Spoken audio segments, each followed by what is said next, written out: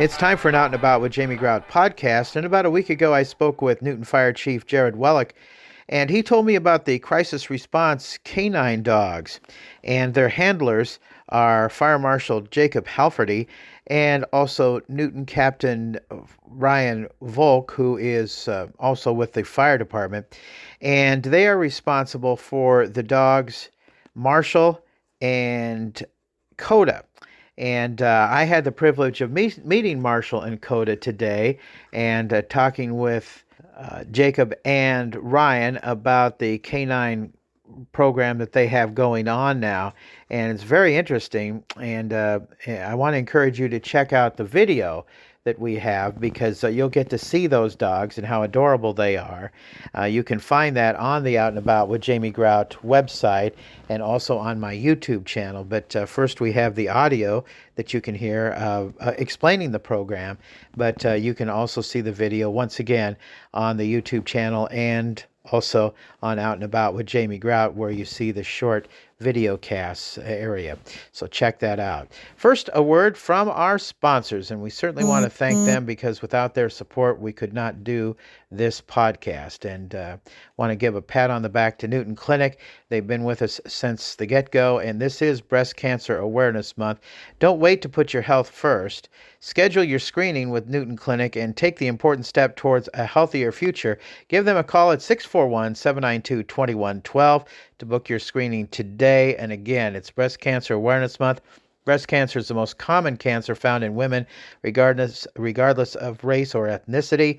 Early detection saves lives. Schedule a screening today at Newton Clinic. Be treated like family. And guys, you can also get breast cancer too. So make sure that you check yourself every now and then. And if you find something that's kind of weird or freaky in terms of around your breasts, then you might want to talk to your doctor about it.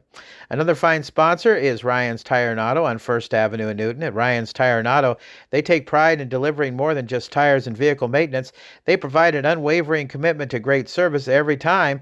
As a locally owned and operated small business, they understand the importance of building lasting relationships with their valued customers. Their team of dedicated professionals is passionate about automobiles and is committed to going the extra mile for you at Ryan's Tire and Auto on First Avenue in Newton. Our podcast also sponsored by Advantage Credit Union. Feel a chill in the air? It's your scary credit card bill. The average household has over $6,000 in credit card debt. Advantage Credit Union helps you dig out with our Visa Classic credit card offer. Get 4.99% APR on purchases and balance transfers for the first 9 months. Then rates as low as 7.99% afterwards. Consolidate your credit cards into one easy, lower payment at ACU. APR is annual percentage rate, subject to credit approval. Membership eligibility applies. Call 800-824-2575. All right, it's time for another Out and About Jamie Grout podcast, and my interview guest today is Captain Ryan Volk of the Newton Fire Department and also Fire Marshal Jacob Halferty. And we're going to talk today about the crisis response canines. And I found out about them through our fire chief.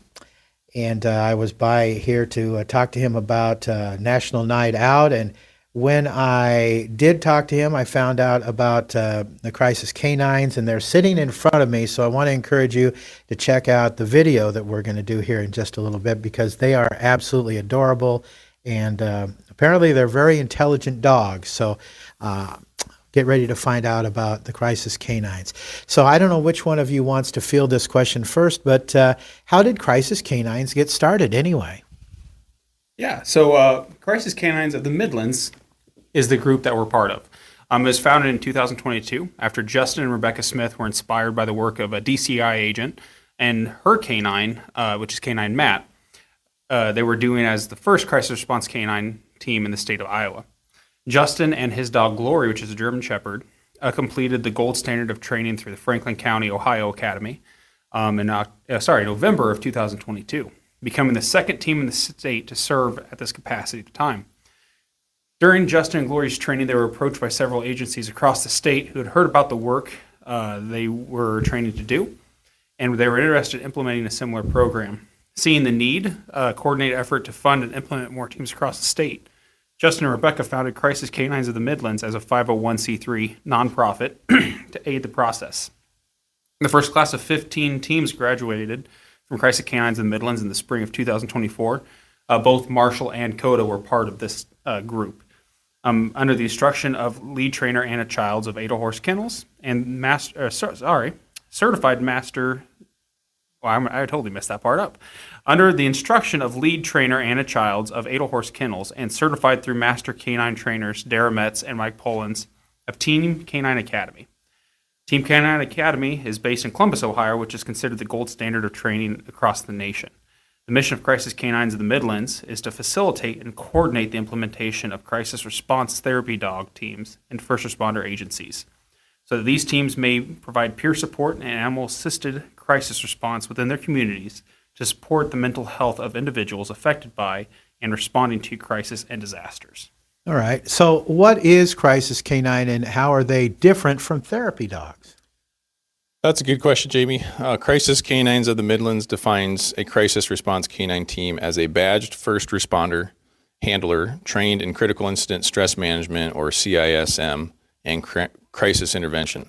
And they're paired with a canine partner certified in therapy dog work with an additional crisis response endorsement. Whereas certified civilian therapy dogs are often utilized to provide daily comfort to those in need in many settings, our crisis response canine teams are deployed by their agency directly to the scene of a critical incident. So crisis response canine teams are also critical in providing peer support within their home agency, as well as responding as mutual aid for defusings and debriefings in other agencies. So how long does training take anyway? The average team trains for about 12 to 18 months to prepare for certification at the academy. A dog must be at least 1 year old to certify in that. And what kind of dogs make good for a crisis canine? There's actually no specific breed of dog that makes a good candidate. Canine candidates are evaluated based on their temperament and overall health. An ideal temperament for crisis response work is low energy, low reactivity, but high social drive. Those who truly enjoy physical contact with humans, particularly with people they have not met before. A dog with these temperament traits will not only be effective at this work, but will also truly enjoy every interaction that they get and have with someone in need of support. Boy, they sure seem lovable. They greeted me right away with their tails wagging. Now, what kind of training do the dogs do anyway? Well, since the dogs are selected for their natural aptitude for this type of work, training is aimed at fine-tuning their interactions with people to ensure that they are prepared for any scenario that they may encounter in the first responder world. The foundation of training is in obedience skills coupled with exposure to specific scenarios through training drills using ambulances, fire engines, helicopters, equipment, law enforcement vehicles, drones, etc. So day-to-day training is done under the guidance of Anna Childs, the canine trainer for Edelhorst Kennels out of Swan, Iowa. And then academy training and certification is conducted by Team Canine Academy, who is Sergeant Dara Metz and Officer Mike Polans out of Columbus, Ohio. And so what kind of work do the dogs do once they get certified? Oh, there's quite a bit of work. Kind of a general list is they provide peer support for the first responders within a team's home agency. They can assist in incident debriefings for other first responder agencies. Major traumatic incident response, grief, loss, and trauma support, victim and forensic interviews, medical facility visits, and then school demonstrations and drills are pretty common for our dogs to do. And where do the dogs live? When they're not working, the dogs live with their handler as a member of their family. The bond between handler and canine partner is critical to the success of each team. On the occasion that a canine candidate is accepted in the program, before being matched with a handler, the pup or dog will be placed with a volunteer foster trainer who cares for the dog in their home, and then attends training classes weekly to ensure training is on track. And they found that this is just more successful having one handler versus a multitude of handlers.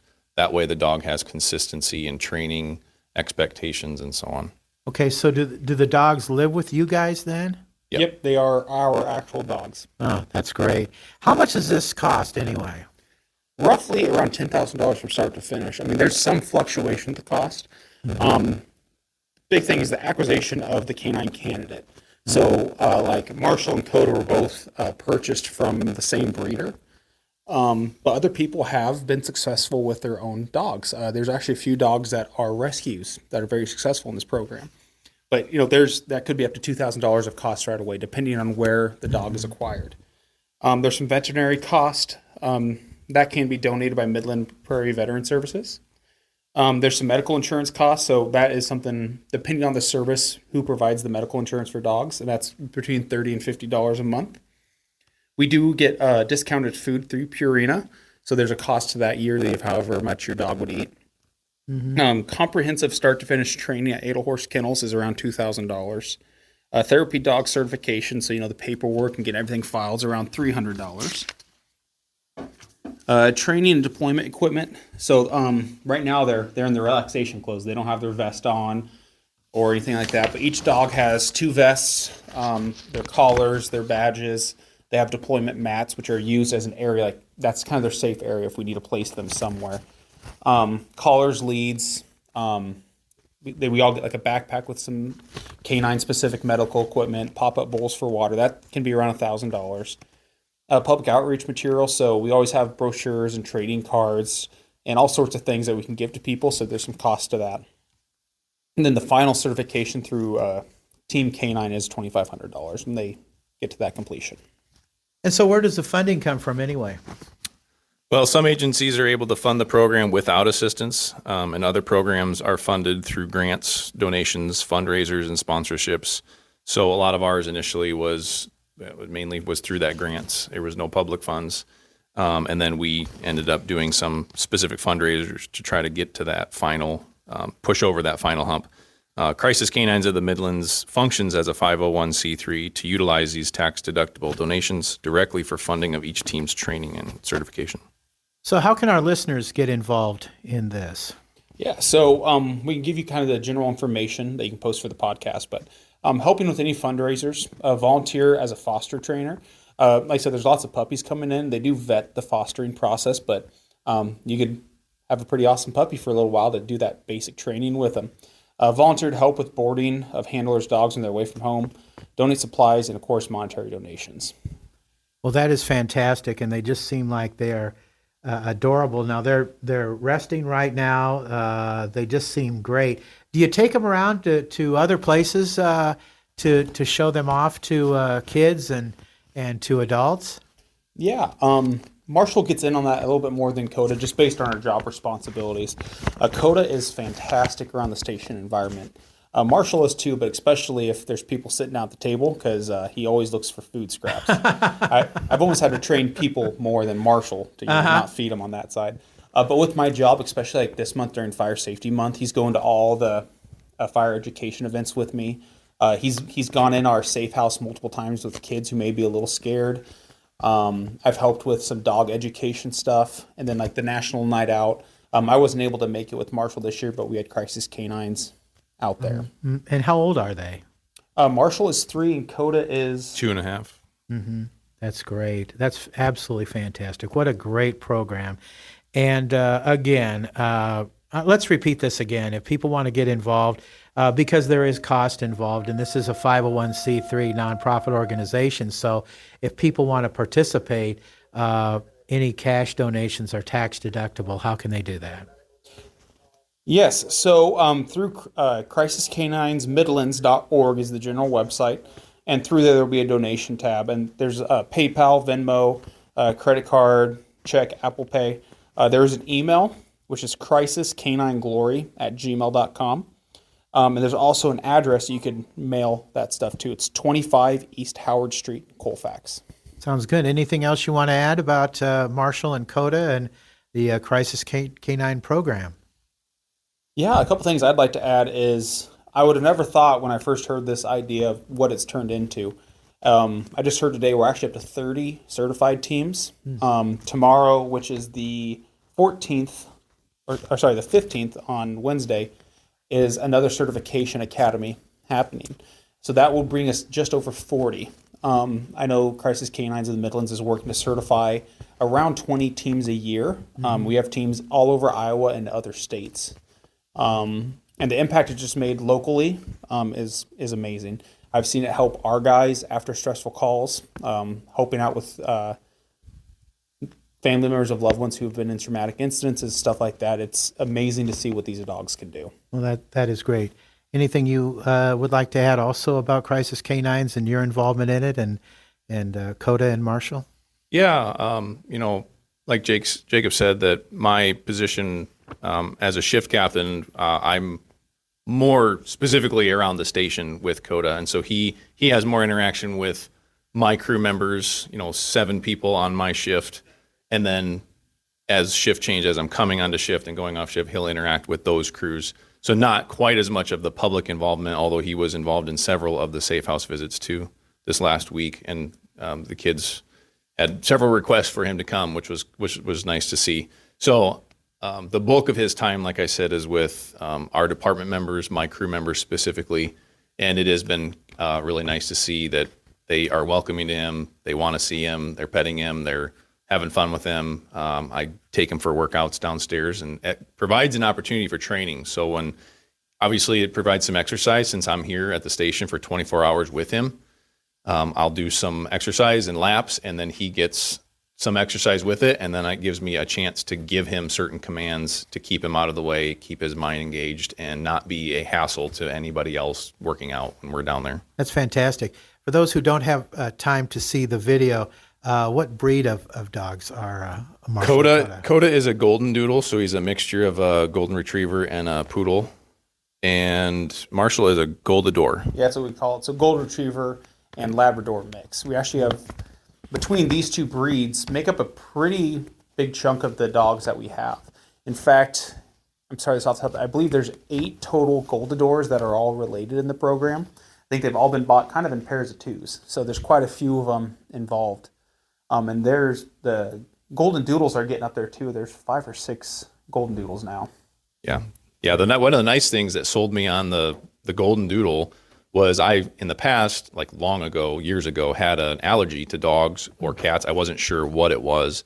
Haven't had issues, but I was trying to be conscious of, if I have an issue, I want to have something that's hypoallergenic.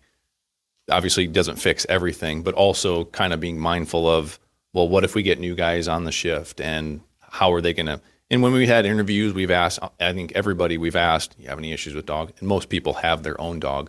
But from my perspective and my family, not wanting the shedding, not wanting any issues with anybody else in the family that could have an allergy, that's been a nice option to pick the poodle mixture. So that's great. That's great. Well, kudos to you and your dog rescue dogs. It's a wonderful program, and we want people to get involved in it and find out more about it. And I know that they've come to Newton Rotary. You probably had them at other service clubs too, and schools and whatnot, that they can meet Marshall and Kota and find out all about this. So thank you guys for taking the time to speak with us today, and check out the video, because these dogs are absolutely adorable and they provide a great service. So thanks for joining us. Once again, we've been talking with Fire Marshal Jacob Halferty and Captain for the Newton Fire Department, Ryan Volk. And that's going to wrap it up for this edition of Out and About with Jamie Grout. This podcast also sponsored by Jersey Freeze in Monroe, home of the Van and Bon Bon Freezer, Lynette Baker, Halo Branded Solutions, Westside Java Coffee Bar, and the Maid Ride in Newton. Until next time, Grout is out. See ya.